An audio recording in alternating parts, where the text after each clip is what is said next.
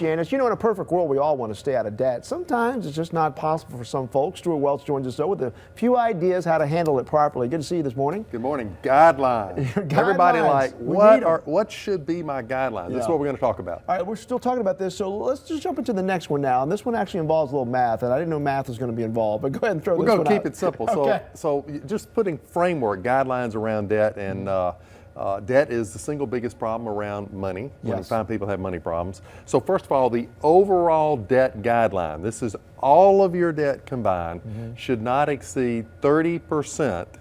Okay. 30% of your take-home pay. Okay, 30%. So get out your little calculator and write and add up all your debt and compare it to your take-home pay. Shouldn't exceed 30%. So now let's break it down into some bigger components. Okay. So the house, for most people, is the biggest debt they'll have.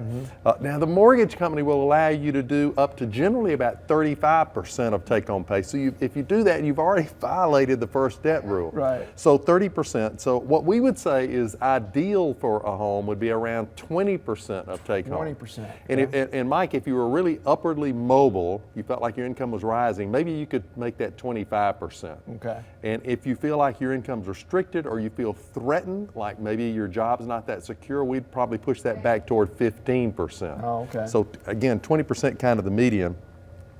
And then the next biggest debt most people face is typically around automobiles. Yeah. And so automobiles, what we would say is, like, you go to the automobile company and you say, I want to buy a car, I'm going to need to finance it. Well, they're going to try to sell you over how many months debt? Right. How many, guess? Well, like 60. 60? Yeah. So, but here's the guideline. The guideline's 24. Right. Because which means you're going to buy a less expensive, probably used car. Yeah. And then at the end of 24 months, you're going to keep saving. Remember, we talked about that last week. Keep putting that in a savings account. And then just start paying cash from then on. Just wait until you get it done. Yeah.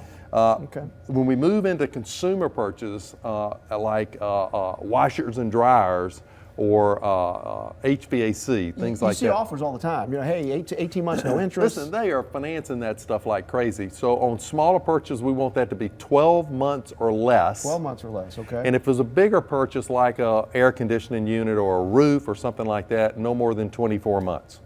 Okay. Well, hang on a second. So 30%. Yeah.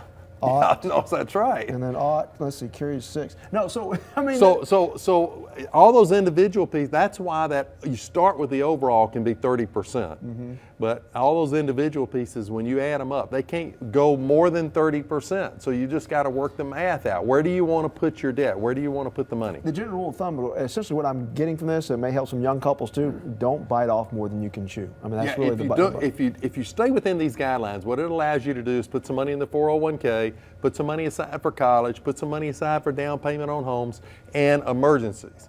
And I'm just telling you, these guidelines work. So if you're not there yet, start working toward them. Man knows what he's talking about. Stewart Welch, appreciate it. Thanks you. Mike. All right, more ahead here at 7:39 here on Good Day Alabama.